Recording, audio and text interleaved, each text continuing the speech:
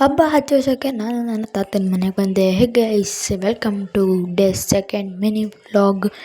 ನಾನಿವತ್ತು fresh up ಆಗಿ ಸಿಕ್ಕಿದ್ದೀನಿ. ನಿಮ್ಮ ಕಡೆಯಿಂದ ವ್ಲಾಗ್ ಮಾಡೋಕ್ಕಾಗಲಿಲ್ಲ. ಬನ್ನಿ ಇವಾಗ ಊಟ ಮಾಡೋಣ.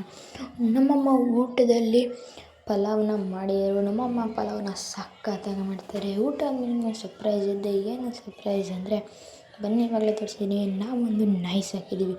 ಅದೇನೆಂದರೆ ಇವನೇ ಆ ನಾಯಿ. ಇವನ ಹೆಸರು ಬಂದು ಬ್ರೂನೋ. ಯಾಕಂದರೆ ಬ್ರೌನ್ ಆಗಿದ್ದಾನೆ, ಅದಕ್ಕೆ ಇವನ ಹೆಸರು ಬ್ರೂನೋ ಅಂತ ಇಟ್ಟಿದ್ವಿ. ಕ್ಯೂಟಾಗಿ ಮುದ್ದಾಗಿ ಆಟ ಆಡ್ಕೊಂಡು ಚೆನ್ನಾಗಿರ್ತಾನೆ. ಇವನಿಗೆ ನಾಯಿ ಕಂಡ್ರೆ ಆಗಲ್ಲ, ಆದರೂ ಇವನ್ನ ನಾಯಿಗಳನ್ನ ಫ್ರೆಂಡ್ ಅಂತ ಕರಿತಾನೆ. ನಾವು ಫ್ರೆಂಡ್ ಅಂದಿದ ತಕ್ಷಣ ಇದು ಮಾಡ್ತಾನೆ, ಅವನು ಓಡೈತಾನೆ ಬೊಗಳಕ್ಕೆ.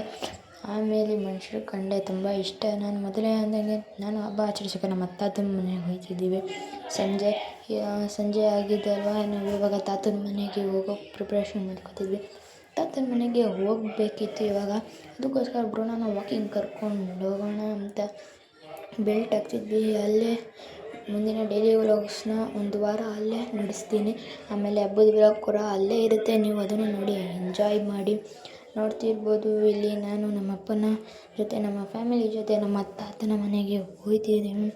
ಕೊನೆಗೂ ರೀಚ್ ಆಗಿದ್ದೀವಿ. ನಾವು ಕಾಮಾಕ್ಷಿಪಾಳ್ಯದಲ್ಲಿ ಬಂದಿರೋದು.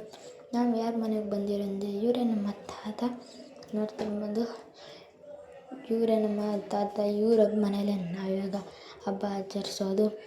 ಲೈಕ್ ಮಾಡಿ, ಶೇರ್ ಮಾಡಿ ಹಾಗೂ ಇಲ್ಲಿಗೆ ನಾನು ಮಿನಿ ವ್ಲಾಗ್ನ ಮುಗಿಸ್ತಿದ್ದೀನಿ. By guys.